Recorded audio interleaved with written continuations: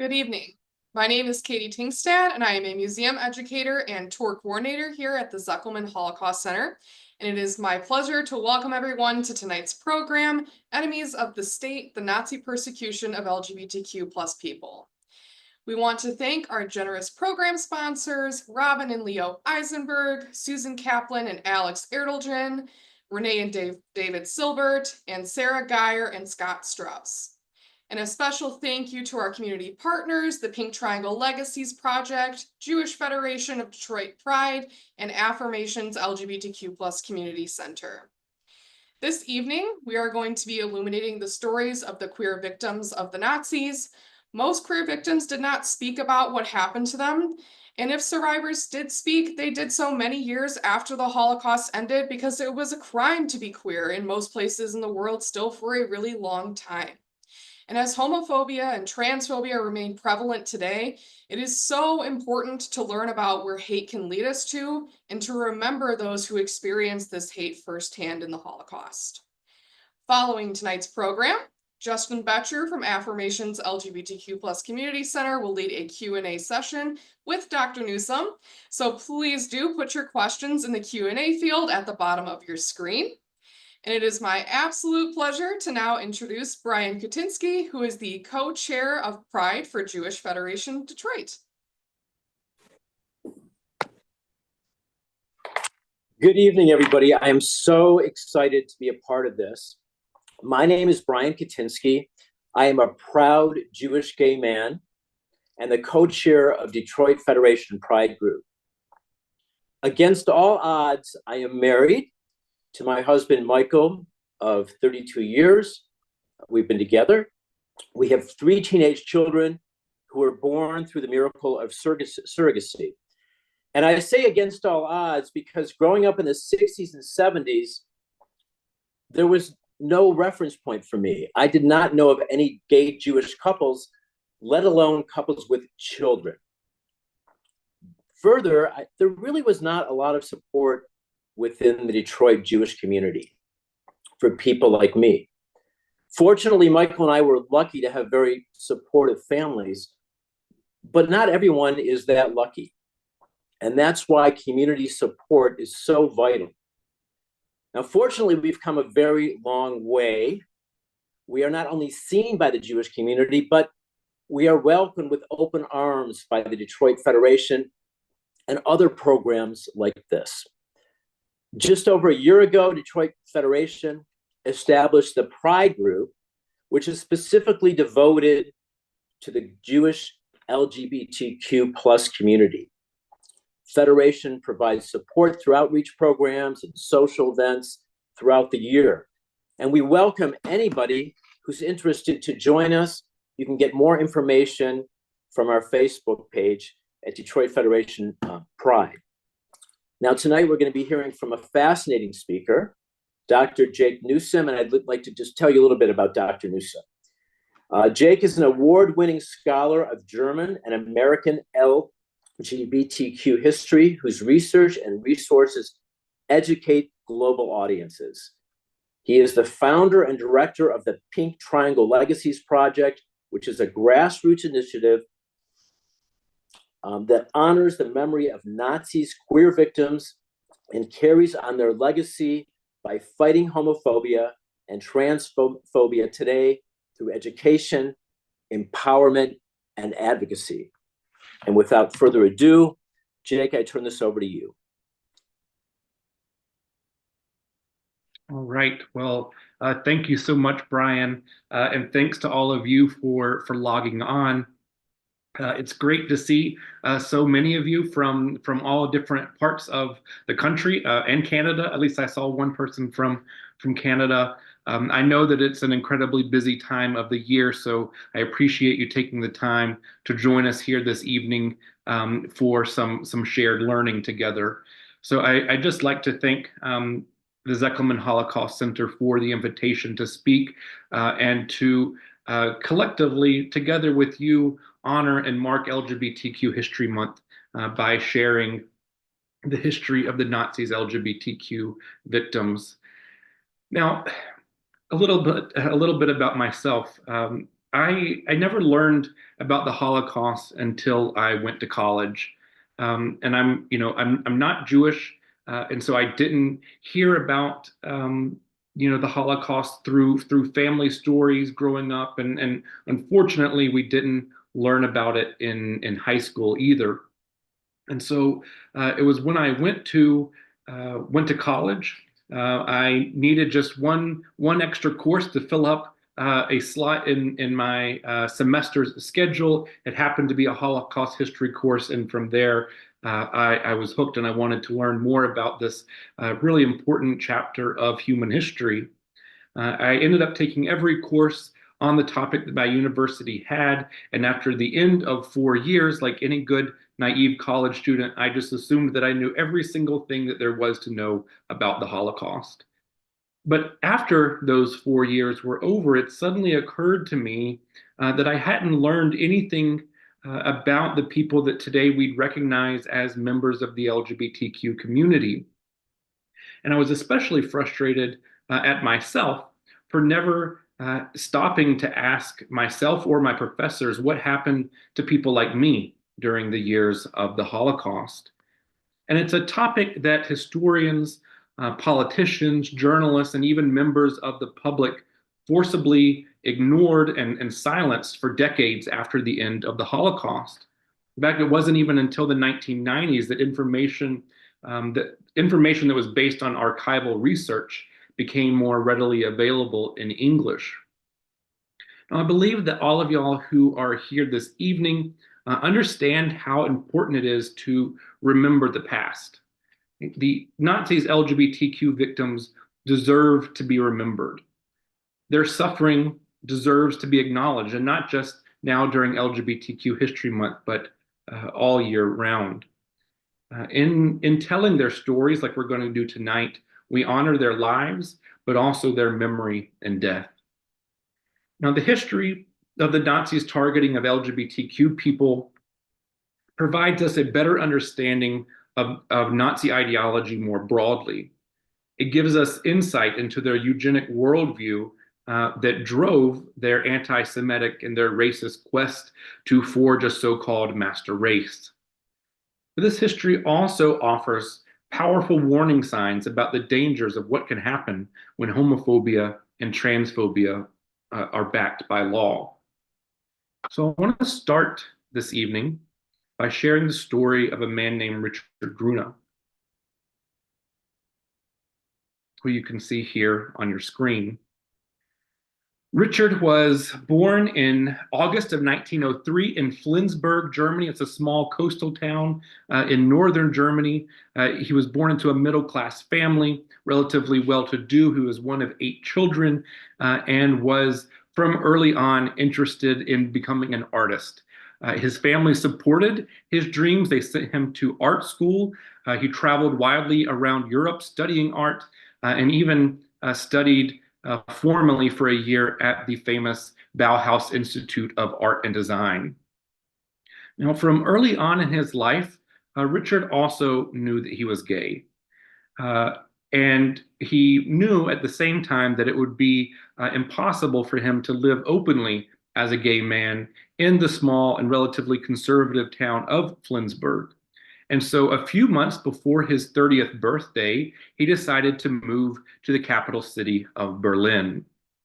Now, Berlin spoke to him for a reason. After Germany's defeat in World War I, the emperor was forced to abdicate the throne, and a new democracy was established in Germany. And this period of time was called the Weimar Republic because Germany's new constitution was written and read for the first time in a town called Weimar. Now, during the Weimar Republic, minorities throughout Germany gained and fought for more political rights. And it was through this political action that Berlin became not just the capital of Germany, but essentially an unofficial gay capital of the world. People from New York and London and Paris and really all over the world came to Berlin to experience this really unprecedented level of public dynamic LGBTQ life and community. In Berlin alone, there were over 100 organizations, restaurants, nightclubs, and cafes for the LGBTQ community. And the one you can see here on your screen is called the El Dorado. It became the largest and really the most famous of these LGBTQ nightclubs in Berlin. And you can see the motto here above the door, translated into English. It means "Here, it's okay." Now, there was also a thriving LGBTQ print culture in Weimar, Germany. And whether you were interested in sports or politics or arts or just simply leisure, you could find a newspaper or a magazine or a pamphlet for you. And we now know through the historical research that over 1 million people regularly read the LGBTQ press in Germany at this time. Berlin was also a hub for scientific research on human sexuality and gender. In 1919, the Jewish socialist and gay physician Magnus Hirschfeld established what was known as the Institute for Sexual Science right in the heart of Berlin. This was a groundbreaking institute that existed nowhere else in the world. It was dedicated to, as I said, studying human sexuality and gender, but also it was the very first LGBTQ rights organization in the world. Hirschfeld was the very first to argue that being LGBTQ was natural and inborn, and that therefore it was unethical and should be illegal for societies to discriminate against people for something that they could not change. The Institute for Sexual Science was particularly a forerunner in advocacy for the transgender community. In fact, Hirschfeld and his team of scientists were the first in the world to argue that being trans was different than being gay. And so essentially he was arguing that there's a difference between sexuality and gender.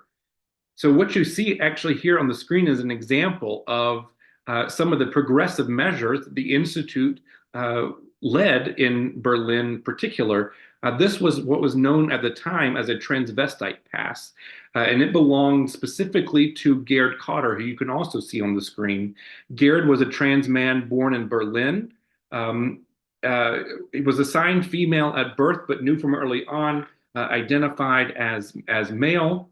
And so Gerd was able to go to the Institute, essentially get what amounted to a doctor's note that qualified that Gerd is indeed a transgender person and therefore should be allowed to live life openly as such. And so Gerd was actually able to take this note that you see here to the Berlin Police Department and then was given an official, essentially a new ID that included a new picture for Gerd that he could carry with him to help protect him from being arrested under particular laws that existed in Germany, especially those that classified so-called cross-dressing as a criminal offense. Now, just because attitudes were changing in the capital city, it does not mean that the laws were also changing. Germany at the time had a number of statutes in their criminal code against what they called crimes against morality. And one of the most influential was this one here called Paragraph 175. It had existed since the unification of Germany in 1871. And as you can see here, it criminalized so-called unnatural fornication among men. And it was also the same law that they used to criminalize bestiality.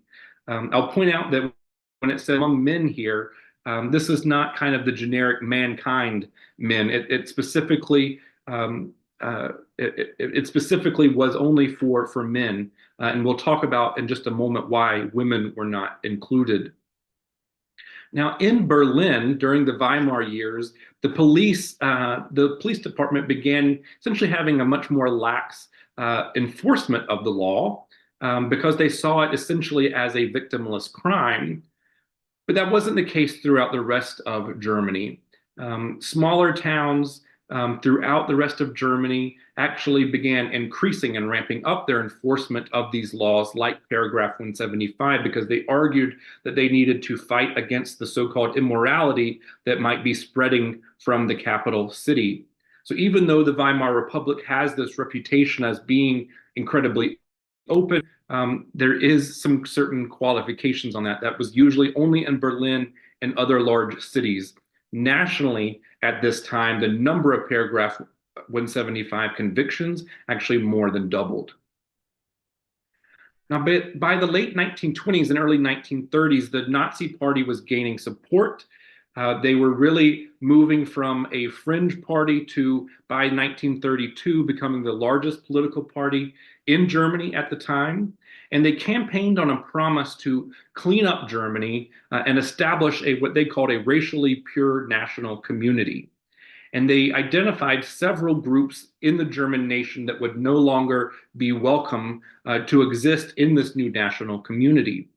Of course, their primary enemy were the Jews. And for the Nazis, Jewish people not only constituted a separate culture or a separate religion, but according to Nazi ideology, Jews were a fundamentally different biological race. And of course, according to Nazi ideology, Jews were an inferior race. And so their so-called crime or their threat to this new national community was seen as incurable or unalterable. There were two other groups that the Nazis considered to be deep racial threats to this new so-called master race, and those were the Roma and Sinti and people with disabilities. Again, the Nazis viewed their alleged threat to the German people as being unalterable, as irredeemable, and that's why their policies against these groups radicalized eventually from removing them from German society, and then from German land, and ultimately from life itself. There were other groups that the Nazis considered to be enemies of the state. These were groups like political opponents, Jehovah's Witnesses, Freemasons, and even members of the LGBTQ community, among others. But the Nazis believed that these groups essentially could be forced to change their beliefs or their behaviors and then be reintegrated back into German society. Now, as you can see from this quote here from Heinrich Himmler, one of the most powerful men in the Third Reich, understanding and then controlling human sexuality was a key component of the Nazi regime. Indeed, if they believed that human sexuality was the key to literally reproducing and propagating this so-called master race. Now, the Nazis did not believe that people were born LGBTQ. They said that the so-called homosexual lifestyle was a choice, and it was akin to gambling or alcoholism, that it was a vice that could affect anyone or everyone. And indeed, in their mind, that's what made it so dangerous, is that it was not just kind of contained in a subset of the population, but it could spread like a social contagion to ultimately infect anyone. So at this time, under Nazi law and Nazi rule, homosexuality was not seen as just a moral or religious sin. It was considered a racial threat because the Nazis saw it as a threat to the birth rate. They believed that LGBTQ people robbed the fatherland of potential future children, of the next generation of good Nazis.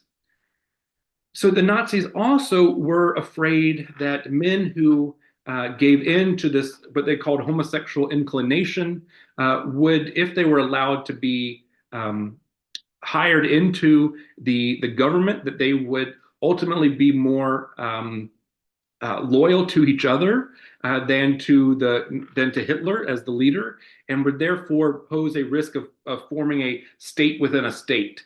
And so in the spring of 1937, the SS ran a front page article that you can see here that declared that homosexuals were no longer only a racial threat, but were an enemy of the state. They were a political threat to the running of the government. Now, because the Nazis believed that homosexuality was contagious, the very first effort that they took upon coming to power was to try to remove the visibility of homosexuality from the public eye. So, as I said, the Nazis became the largest party in 1932. Hitler, as their leader, is appointed Chancellor of Germany on January 30th, 1933. And Richard Grune, the artist whose story we started with this evening, moved to Berlin in February, so just a matter of weeks after Hitler is appointed to Chancellor. As soon as he arrived, Richard witnessed the passing of several laws and policies that demanded that establishments that promoted immorality were to be immediately shut down. And so again, this is an incredibly vague law or wording, but of course the Nazis were able to interpret that to be able to target and go after organizations that cater to the LGBTQ community. Like you see here, this was the El Dorado that was now shuttered and plastered with Hitler campaign posters. The Nazis also sought to control access to information as they sought to purge the nation of so-called un-German literature. On the one hand, they ramped up their propaganda and they told Germans over the radio waves and through the newspapers that LGBTQ folks were pedophiles who were seeking to corrupt their youth and seduce their children into joining the so-called homosexual lifestyle. At the same time that they're putting out this propaganda, they also ban all LGBTQ publications. Now, I'm sure several of you have seen the photographs of the famous book burnings in Berlin in May of 1933, but one of the things I didn't know until I began this research, that actually one of the more famous pictures is actually of the looting of the Institute for Sexual Science, that forerunner in LGBTQ advocacy. In May, a group of college students and stormtroopers ransacked the Institute and burned over 20,000 rare books, research materials, and artifacts.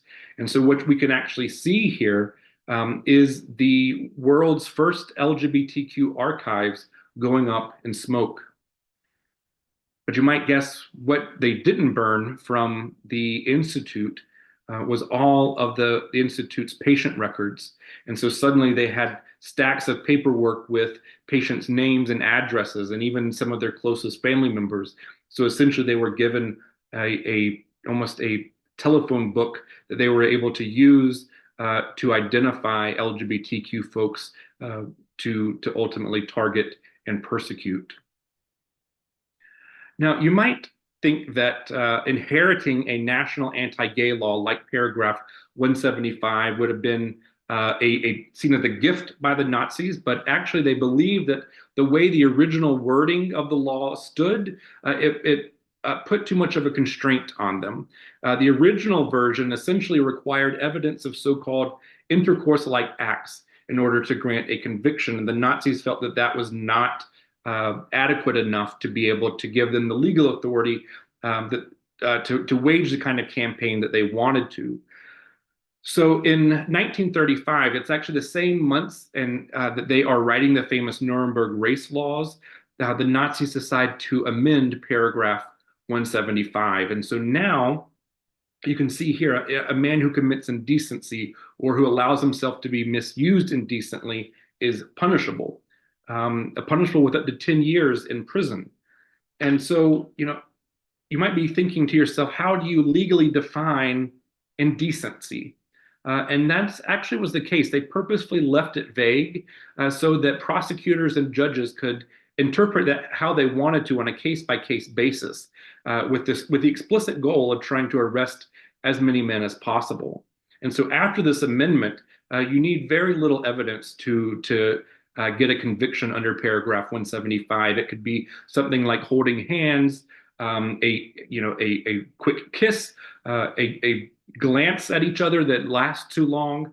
And one ministry of the justice official, even announced in early 1940s that, in his opinion, it didn't even matter if physical contact had taken place, that so-called indecent intent or indecent thoughts were enough to grant a conviction.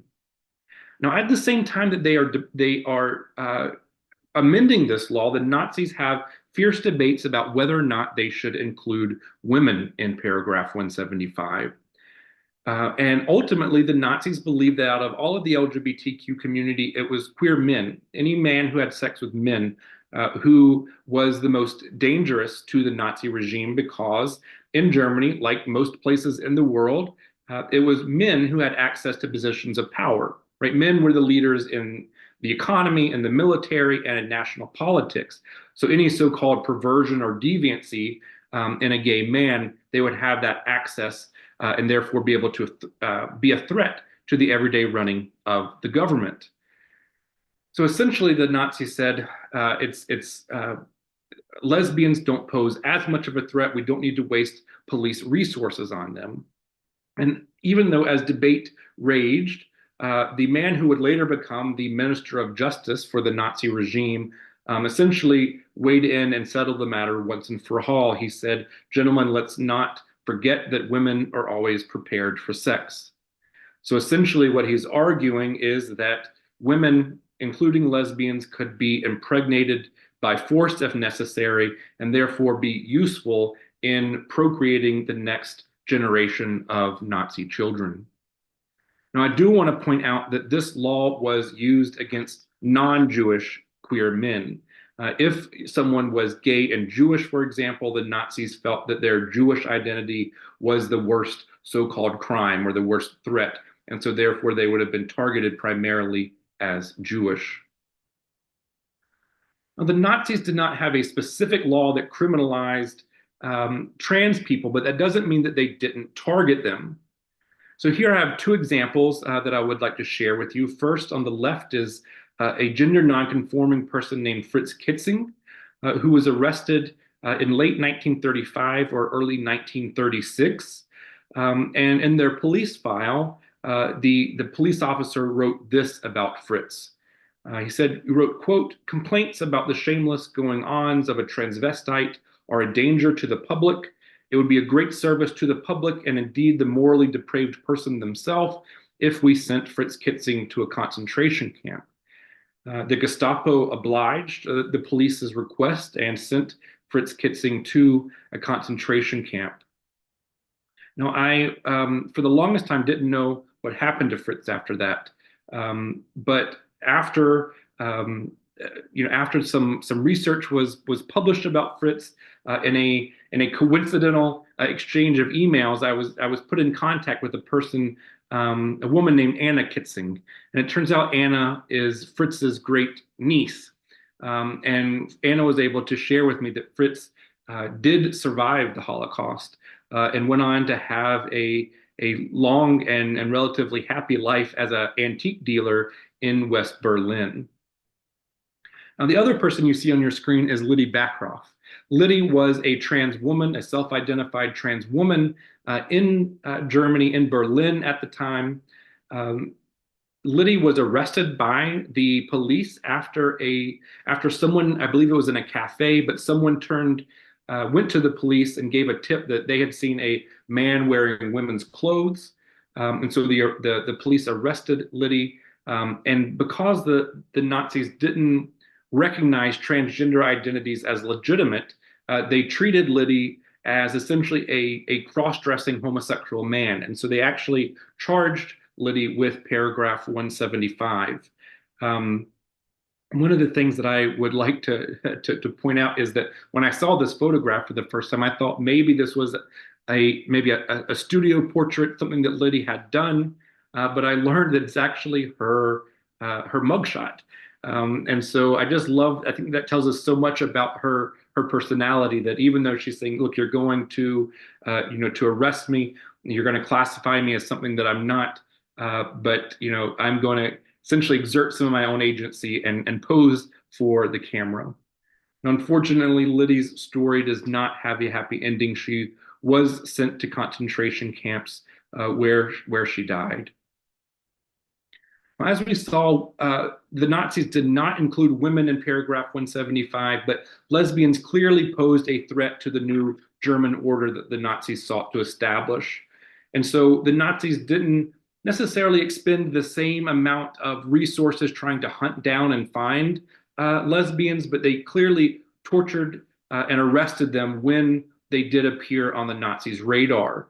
And so the Nazis, when they did appear on the radar, the Nazis used a number of laws to arrest them. And I also want to point out that the Gestapo, operating as the Nazis' secret state police, actually did not need any law whatsoever to apprehend someone and put them in so-called protective custody in the concentration camps.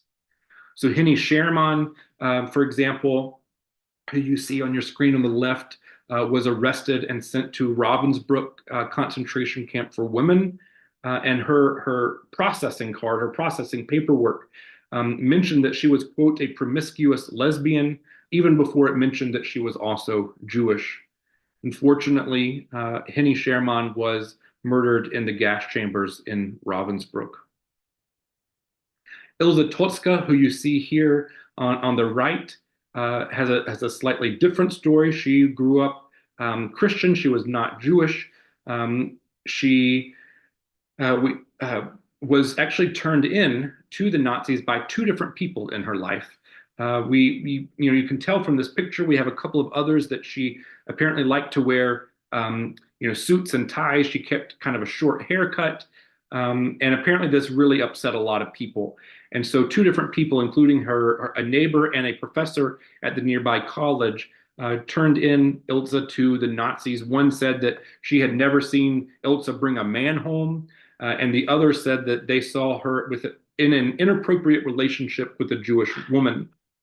Now, the Nazis knew that being lesbian wasn't illegal, but they began an investigation. And in that investigation, they understood, or they found out, that Ilse was actually breaking the Nuremberg laws and all the different policies that forbid so-called Aryan Germans from interacting with, doing business with, or even socializing with Jewish people. Turns out she had a really large circle of Jewish friends, and she actually helped one of her Jewish friends, Ruth, escape into Switzerland. But unfortunately, both of them were caught by the Swiss border guards. Ruth, because she was Jewish, was sent to Auschwitz. Ilse, because she was not Jewish, was sent to Ravensbrück. But fortunately, both Ilse and Ruth survived.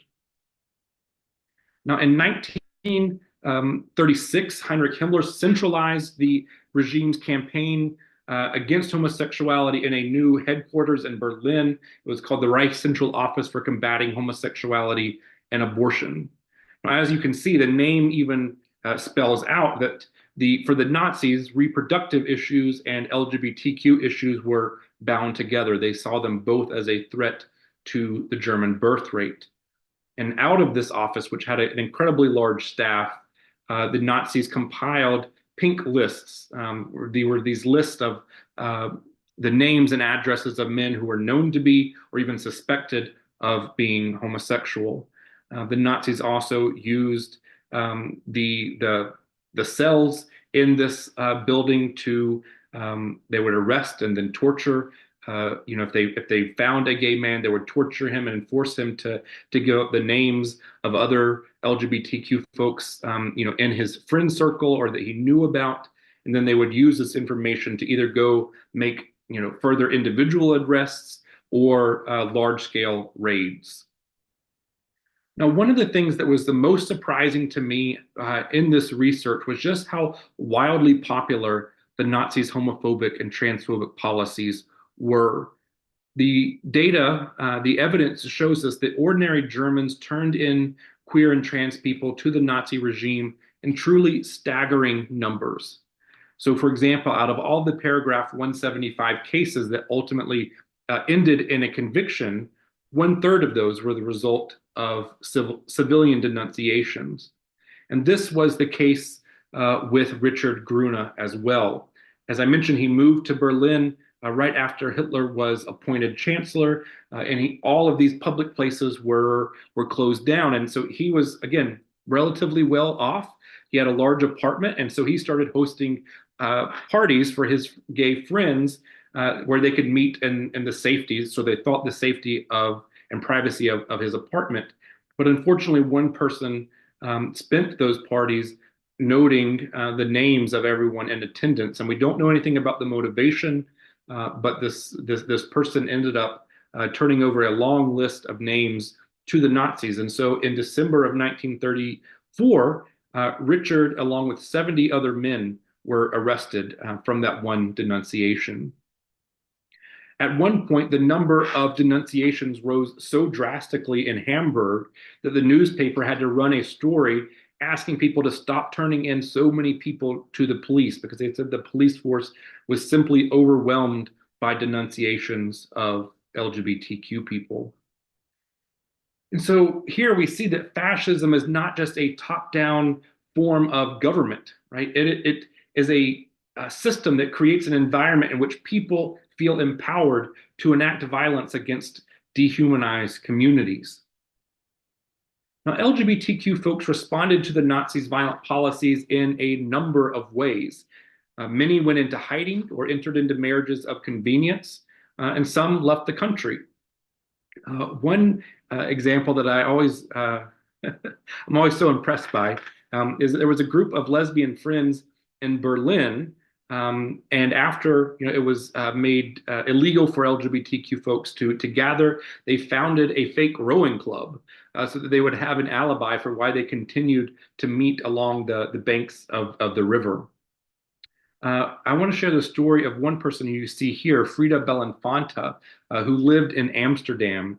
And after the Nazi invasion of the Netherlands in 1940, Frida and her friends, an underground resistance group, began forging fake ID cards that would try to help Jews hide. Right? Jews at the time were forced to carry ID cards that had a J stamped, and so Frida and her friends would create these false cards that did not have a J. And it's worth mentioning, I think, that this resistance group, Frida was not, she was openly lesbian, but she was not the only openly gay person. In fact, most people in this particular resistance group were openly LGBTQ. And so they ultimately ended up forging over 100,000 ID cards when someone realized that they had a problem, that the Dutch kept meticulous paperwork, and that in the Amsterdam Central Registry Office, there were copies of the original ID card. And so at any point, a Nazi official could stop, and if they double checked someone's ID card against the original in the central office, and they could see if it was a forgery. And so Frida said, well, you know what we've got to do? We've got to destroy those originals. And so they all looked around at her and said, well, how do you expect us to do that? And she said, we've got to blow them up. And so that's actually just what they did. They devised a plot. They made sure that no one was in the central office because they didn't want to kill someone, but they set off a number of bombs and destroyed over 800,000 ID cards, and thus saving the lives of countless Jewish people.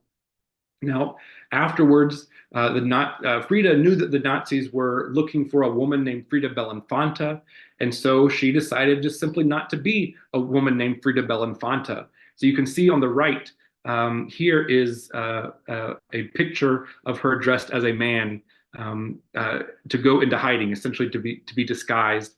And apparently it worked so well that she passed her own mother in the street several times and was not recognized.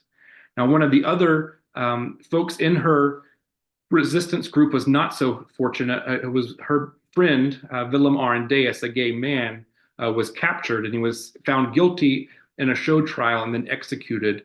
And the final words were to his lawyer, and he asked his lawyer to please let the world know that homosexuals are not cowards.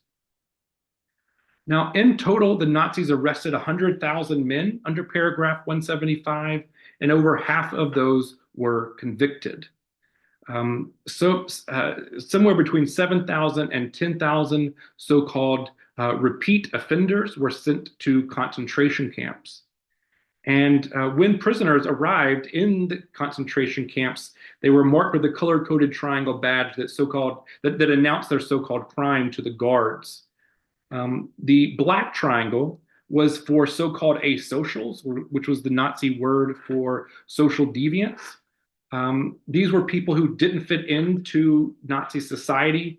These included unhoused people, people with alcoholism, sex workers, what the Nazis called chronically unemployed, but it was also used to mark lesbian and transgender people.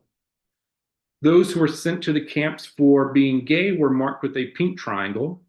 And because, again, the Nazis didn't recognize trans identities as legitimate, some trans women were also sent to the camps as cross-dressing homosexual men and marked with the pink triangle. Now, the horrors that faced gay prisoners in the camps were oftentimes similar to the horrors that others faced in the camps as well. But it's worth noting that homophobia didn't stop at the barbed wire. So gay prisoners in the camps had to face discrimination, not just from the guards, but from their own fellow inmates as well. I would like to show a very brief clip of testimony from a Jewish lesbian woman named Margot Heumann. She was just 15 years old when she was sent to the Theresienstadt ghetto and then to Auschwitz. And that's where she met another Jewish teenage girl named Dita, and they quickly fell in love. So in this clip, she talks about what that love meant for her and Dita in the camps.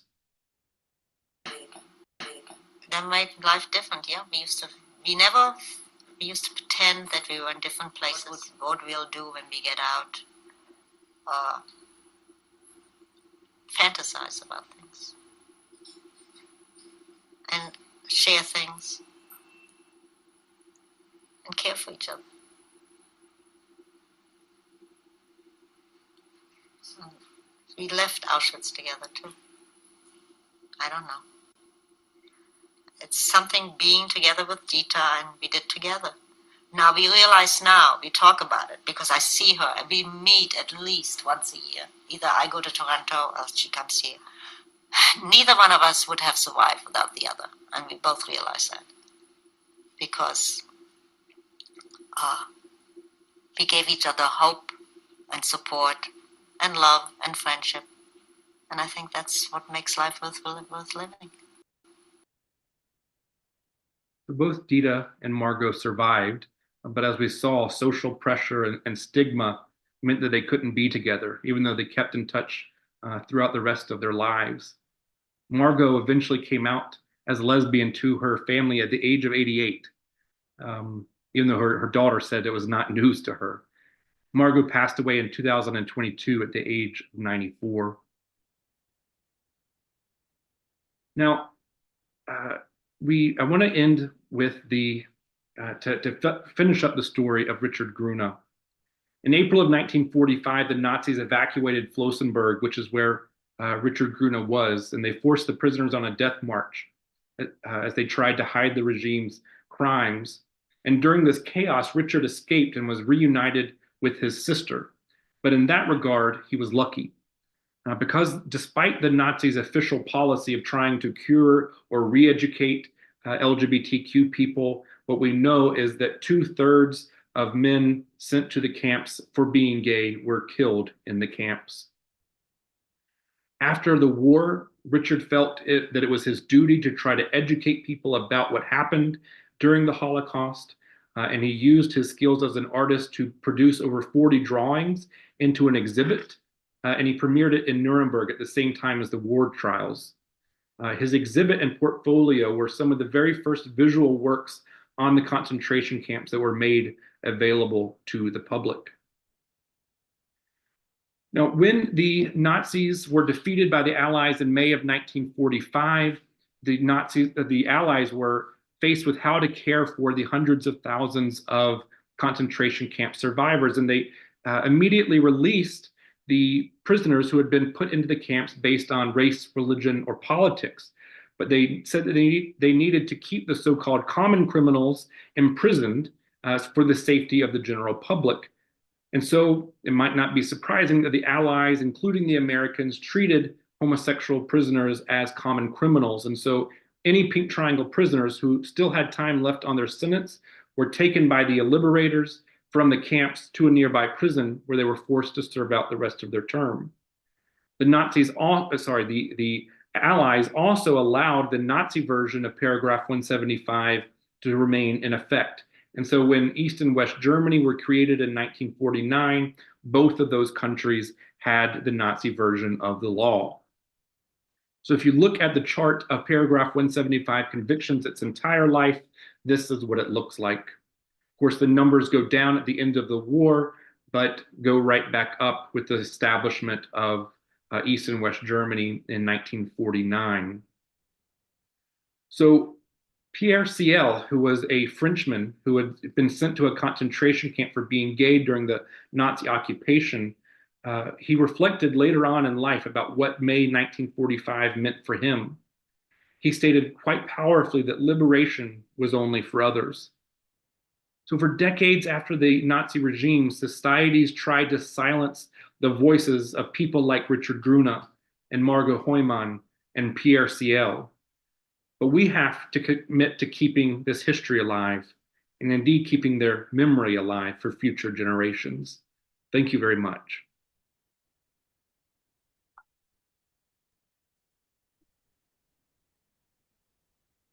Hello, everyone. I am Justin Betcher. I am the Community Engagement Manager here at Affirmations LGBT+ Community Center in Ferndale, Michigan. I want to start by saying thank you to the Zuckelman Holocaust Center for inviting me and having me be part of this. Affirmations, for anyone on the call who isn't familiar with the work that we do, we are an LGBT+ community center. We were founded in 1989. We just celebrated our 35th anniversary. And when we were founded, it was during the height of the AIDS epidemic, which was, as we are all aware, it was horrific to the LGBT+ community. And, a lot of people lost their lives due to lack of resources and community and support. And that's what our organization provided. We were a volunteer-run hotline in the basement of a home in Detroit. And we've fast forwarding to today and everything that we do, we are still that connection to resources for our community, but we are thankfully able to also provide some of those resources. We have an amazing behavioral health program. We have 6 full-time therapists on staff. We have telehealth therapists on staff. We provide free vaccine clinics, HIV and STI testing, a lot of different things like that. We also offer a food pantry. We have toiletries for those who need it. Again, we just offer a lot of those basic necessities, but, items and things like that aside, we also offer, community. We have support and discussion groups. A lot are recovery based, but also a lot are more socially based. And that is what, a lot of community members need, especially in, rough times. And just kind of before we get to any questions, when Margot said that, her and Dita wouldn't have gotten out of that camp without each other, it shows that there is strength in community. It shows that, coming together and supporting one another is life-saving, even in those times where it's so dark and you don't know what, the next minute is going to bring. So that was, that was a really, really, just impactful statement that, she said.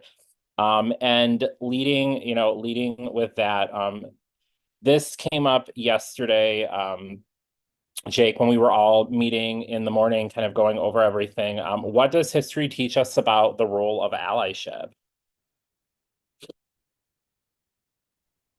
Yeah, thanks for that, Justin. And thanks for all the work that you and your organization do.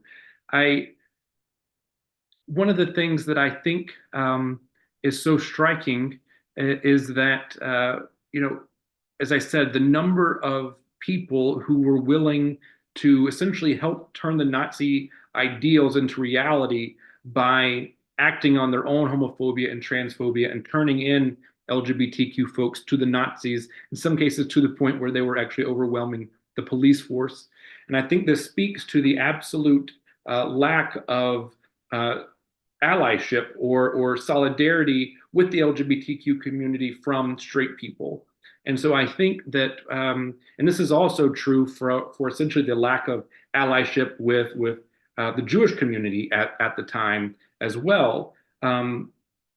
But I think that that is something that I hope that we can take away and implement kind of as a lesson for today, is just how important allyship can be. And it always reminds me of the Pastor Martin Niemöller quote about, first they came for the socialists, but I didn't stand up because I wasn't a socialist. This history teaches us just how important it is for us to defend and build solidarity with and support communities that aren't necessarily just our own, because when we build that solidarity, it ultimately makes all of us stronger. Yeah, no, thank you for that. That was great. Okay, so we do have a few questions from some of our attendees. So the first one is, has there been much research into the persecution of older or elderly queer men? That's a really good question. And I don't know for sure. I do know that there was actually just a really incredible conference that took place in Washington, D.C. At the Holocaust Museum there about elderly people during the Holocaust in general. And so it also makes me wonder if there was anything about elderly queer people. I know for my own research, one of the trends that I found, and maybe it's not super surprising, is that older LGBTQ folks who were arrested or were sent to camps had a exponentially higher death rate. Simply because maybe their physical bodies couldn't withstand the demands and the torture of the camps themselves. And so most of elderly LGBTQ men who were sent to the camps only survived for a matter of weeks or months. Thank you. Okay, and next one is, how do we fight against this othering that presents anyone as a lesser race?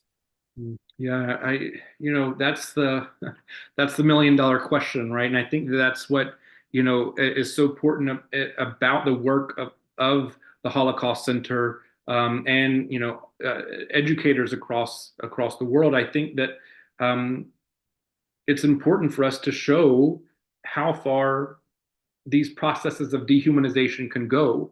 And I think sometimes when we use the Holocaust as an example of why we shouldn't dehumanize, why we shouldn't other people, we have to be careful how we do that, because on the one hand, it lets us off the hook, because we can always look around and say, yes, things are bad, but it's never as bad as Auschwitz. It's never as bad as gas chambers. We haven't gotten that far yet. And so it kind of takes a little bit of pressure off ourselves. But I think it's important for us to remember that the Holocaust didn't start with gas chambers. It didn't start with mass shootings. It started with words. It started with stereotypes that got turned into policies that were enshrined in law. And so, I think what's important for us is to really showcase just how dangerous these, ideas and words and that dehumanize people, how dangerous they can really be.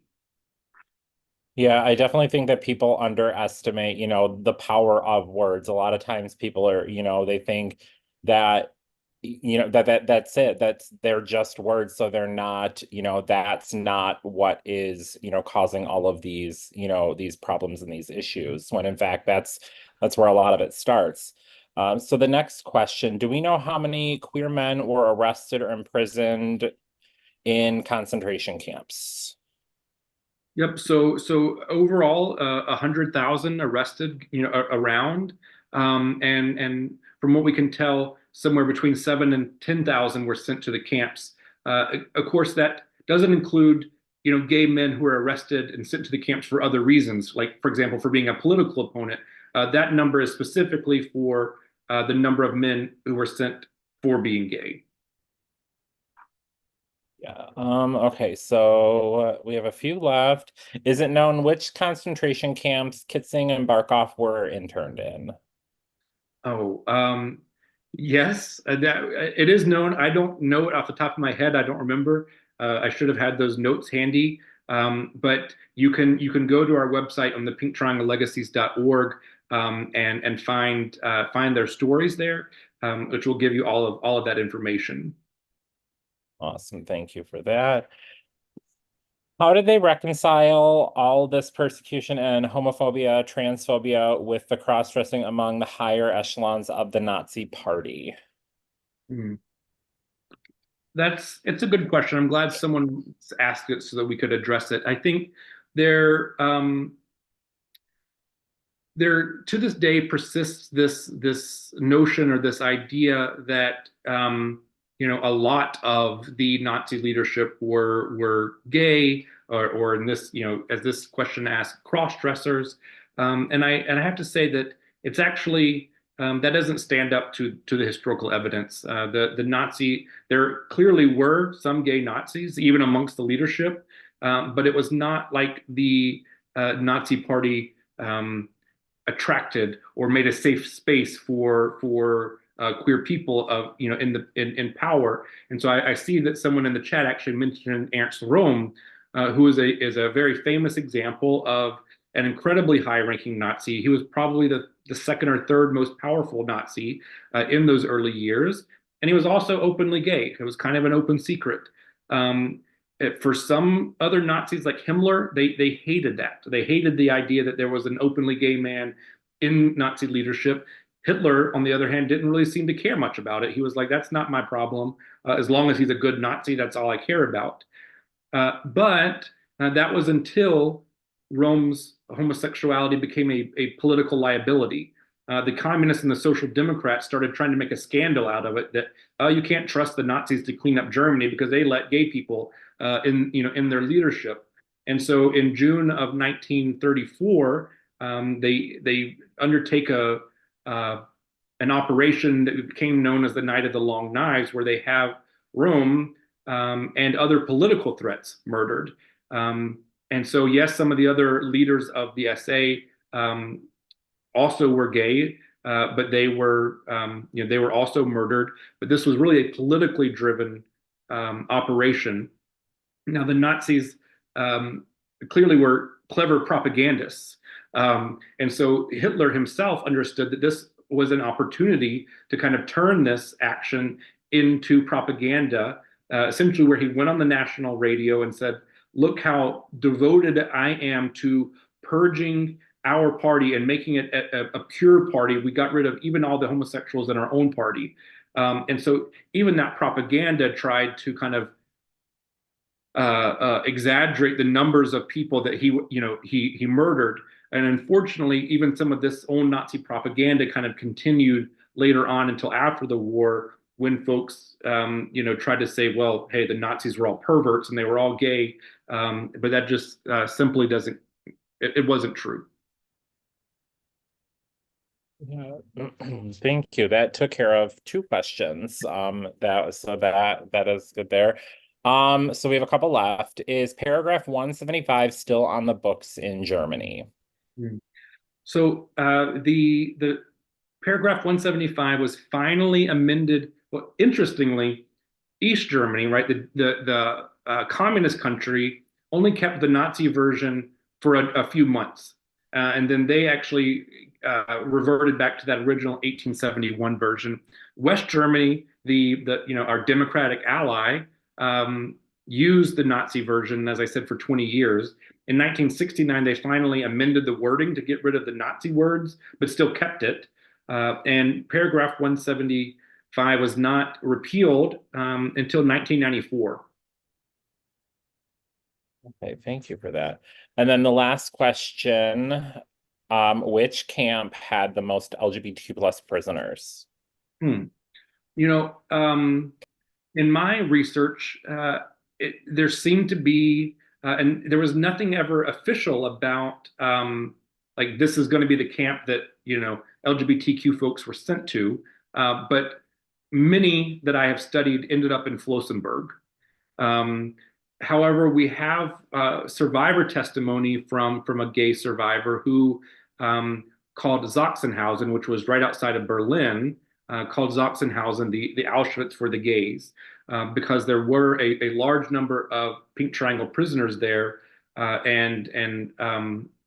I would say again, there was not kind of an official policy, but Sachsenhausen and Flossenburg, which was further in the south, both had relatively high percentages of LGBTQ prisoners. Thank you. We do have one more that just came in the chat. I read that there are currently 64 countries where homosexuality is outlawed. Is there any hope to be influential in changing this? I mean, I think that whether there's hope or not, we have to stay committed to the work. We have to stay committed to the work for for the LGBTQ people who live in that country, in those countries rather. Sometimes I think it's hard to sometimes I think it's hard to advocate for the advancement of LGBTQ rights in foreign countries when we are also witnessing just an incredible backlash against LGBTQ rights here in the United States.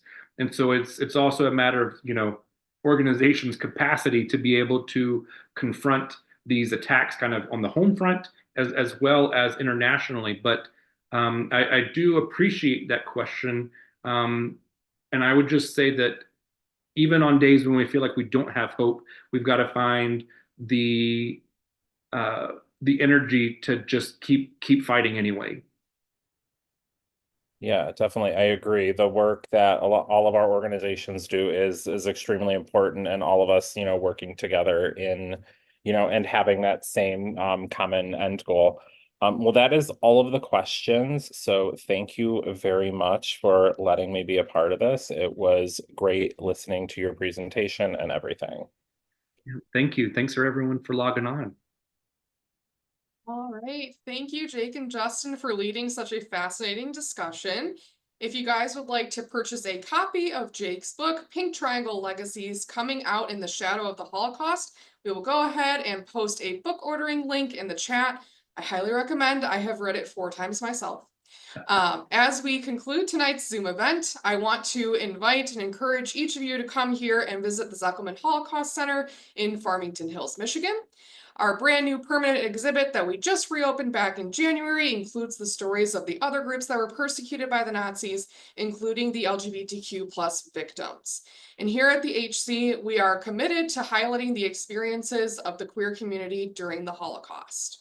Again, thank you all so much for taking the time to join us. Please visit our website to stay in touch, and have a great rest of your night.